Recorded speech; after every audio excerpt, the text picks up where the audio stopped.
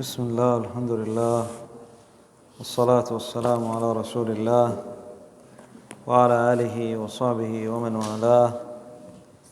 أما بعد، قال المؤلف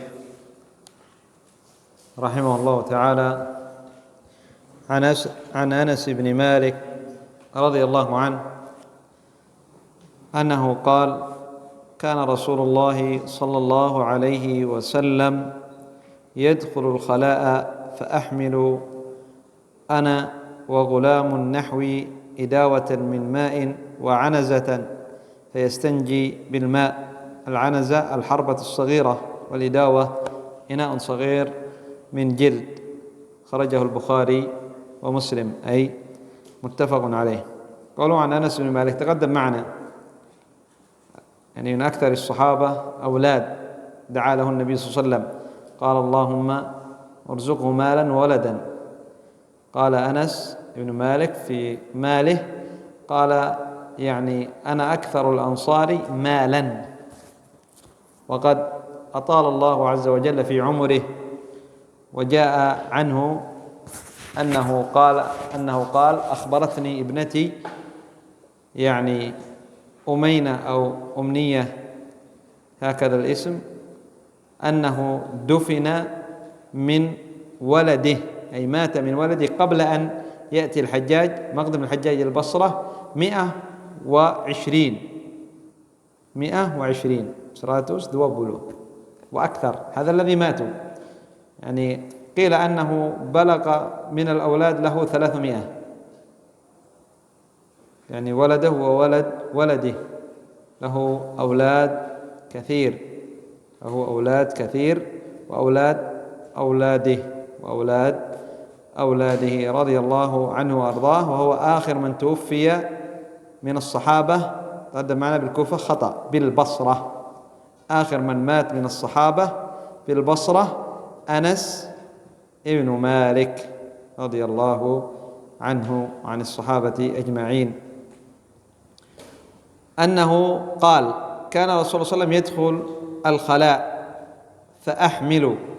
أنس كان خادم النبي صلى الله عليه وسلم، تقدم معنا، خدم النبي صلى الله عليه وسلم 10 سنين، منذ أن أتى النبي صلى الله عليه وسلم إلى المدينة إلى أن توفي النبي صلى الله عليه وسلم، وأنس رضي الله عنه يخدمه، كما جاء عن أنس قال: خدمت النبي صلى الله عليه وسلم 10 سنين، فما قال لي قط يعني أف، ولا قال لشيء صنعته لما صنعته، أو لشيء لم أصنعه ألا صنعت كذا.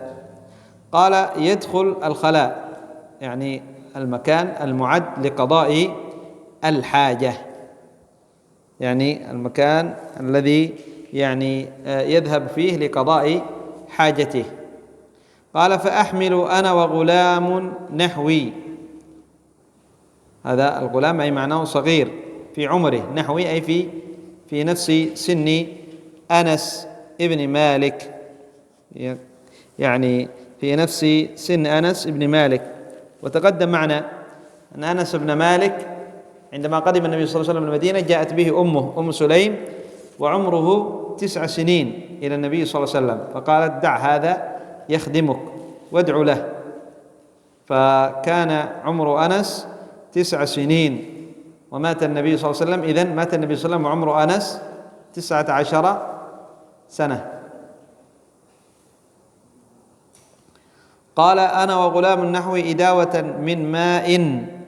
إداوة قلنا جلد صغير، حق يعني الغنم أو البقر يصنع لي، يعني حق الغنم ليس البقر، حق الغنم الجلد يصنع لي، يعني يحمل الماء، يكون فيه الماء. وعنزة حربة صغيرة، عصا مثل العصا صغيرة لكن يعني حربة. فيستنجي النبي صلى الله عليه وسلم بالماء، يستنجي أي يغسل يعني مكان البول والغائط، هذا يسمى استنجاء بالماء. فما حكم الاستنجاء؟ حكم الاستنجاء من البول أو الغائط واجب، الصحيح أنه واجب.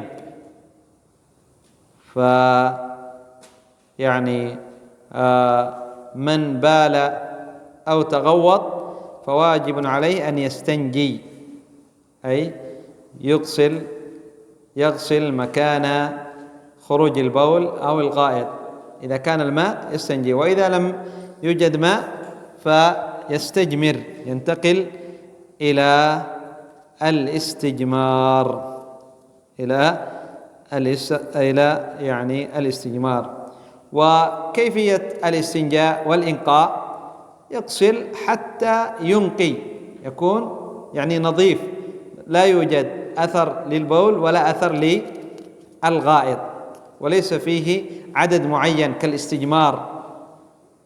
الاستجمار لا يجوز أن يكون بأقل من 3 أحجار، لابد أن يكون 3 فأكثر، وأيضا لابد أن يكون ينقي 3 وبشرط أن ينقي، فما أكثر. إذا لم ينقي 3 يزيد إلى 5، يوتر إلى 7. أما الماء فليس فيه عدد،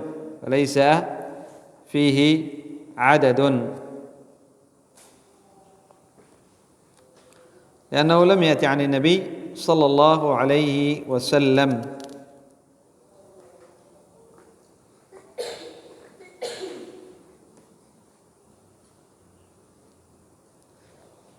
وإذا وجدت، يعني كان معه حجارة ويوجد أيضا الماء، قدم معنا أن الاستنجاء واجب، فإن لم يوجد يعني الحجارة عدم الماء. إذا اجتمع الماء موجود والحجارة موجودة، فهل لا بد أن يستنجي بالماء أو يجزئه أن يستجمر بالحجارة؟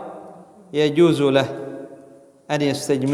أن يستجمر لما جاء في حديث أبي هريرة رضي الله عنه أن النبي صلى الله عليه وسلم استعمل الحجارة مع وجود الماء في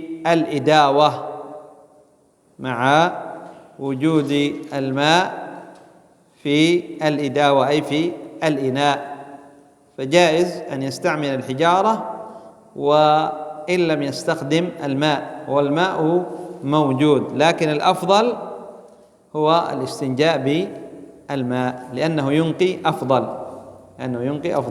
وتقدم معنا أنه لابد في الاستجمار أن ينقي، لا يترك أثر للبول أو للغائط، إذن الأفضل الاستنجاء بالماء. وهل يجمع بين الحجارة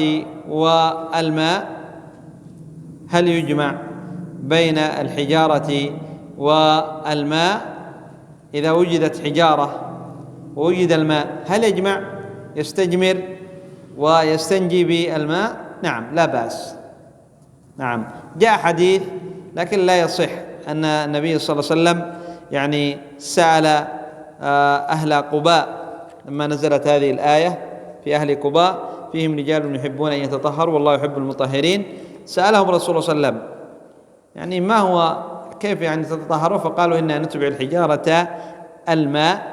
هذا يعني ضعيف، هذا الحديث ضعيف، لكن لا بأس أن أولا بالحجارة يستجمر ثم يستنجي بالماء، كما قال الشيخ ابن عثيمين رحمه الله تعالى، يستنجي بالحجر ثم بالماء. وهذا لم يثبت عن النبي صلى الله عليه وسلم. قال: وهذا لا أعلمه ثابتا عن النبي صلى الله عليه وسلم، ولكن من حيث المعنى لا شك أنه أكمل تطهيرا. طيب، من خرجت منه ريح هل واجب عليه الاستنجاء؟ لا يجب عليه. عرفتم الريح يعني ضراط أو فساء، فإذا خرج من يعني العبد ضراط أو فساء، هل واجب عليه أن يستنجي؟ لا يجب عليه، لا يجب عليه الاستنجاء، لا يجب عليه الاستنجاء. لكن إذا شعر بخروج شيء مع يعني الفساء أو الضراط، هنا واجب عليه أن يستنجي، واجب عليه أن يستنجي.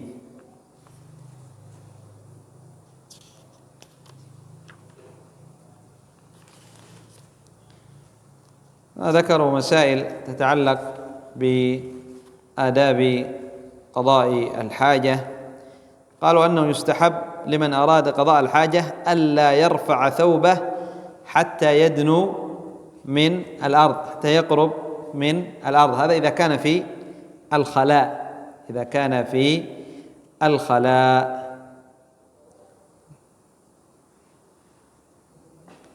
وكذلك إذا مثلا ذهبوا إلى رحلة ولا يوجد يعني هناك كمر مندي حمام، فيستحب له البعد، يبعد. هنا أناس وهو يريد أن يبول أو يتقوط، يبتعد، ويشرع له الاستتار، أن يضع شيء، أو يعني حتى ولو أشجار، ينظر بجنب الأشجار بجنب حجر صخرة، ويبتعد عن أعين الناس، يبتعد عن أعين الناس. فجاء يعني ذلك من فعل النبي صلى الله عليه وسلم. بعض الصحابة قال عن عبد الرحمن بن أبي قراد قال: خرجت مع رسول الله صلى الله عليه وسلم إلى الخلاء، وكان إذا أراد الحاجة أبعد، أي ابتعد عن الناس، ابتعد عن الناس. وأيضا هنا مسألة حكم الكلام عند قضاء الحاجة، حكم الكلام حال قضاء الحاجة. قال الشيخ ابن عثيمين رحمه الله تعالى: فالحاصل أنه لا ينبغي أن يتكلم حال قضاء الحاجة إلا لحاجة، لضرورة الحاجة، فلا ينبغي الكلام حال قضاء الحاجة إلا لحاجة. رجل سألك: أين يعني الشيء الفلاني؟ تجيبه. أين ذهب؟ تجيبه. أما أين المكان الفلاني؟ تجيبه. أما تتكلم بدون حاجة: أنا سأذهب وأنا سأفعل وكذا، بغير حاجة، فهذا لا ينبغي، كما ذكر ذلك العلامة ابن عثيمين رحمه الله تعالى في هذا الكلام المتقدم، في هذا الكلام المتقدم. وأيضا ذكر الله يكره، ذكر الله حال قضاء الحاجة. والدليل حديث ابن عمر أن رجلا مر على النبي صلى الله عليه وسلم وهو يبول فسلم، فلم يرد النبي صلى الله عليه وسلم عليه السلام، لم يرد النبي عليه الصلاة والسلام السلام، مع أن الرد واجب، رد السلام واجب. وحديث يعني المهاجر ابن قنفذ رضي الله عنه أنه أتى النبي صلى الله عليه وسلم وهو يبول فسلم عليه أيضا، فلم يرد عليه حتى توضأ. جاء المهاجر سلم على النبي: السلام عليكم ورحمة الله وبركاته. النبي صلى الله عليه وسلم لم يرد عليه، النبي صلى الله عليه وسلم يقضي حاجته. فلما قضى النبي صلى الله عليه وسلم بال أكمل بوله توضأ، ثم رد عليه السلام، وقال: إني كرهت، اعتذر النبي صلى الله عليه وسلم لهذا الصحابي: إني كرهت أن أذكر الله إلا على طهر، أو قال على طهارة، حال قضاء الحاجة يكره أن يذكر الله عز وجل،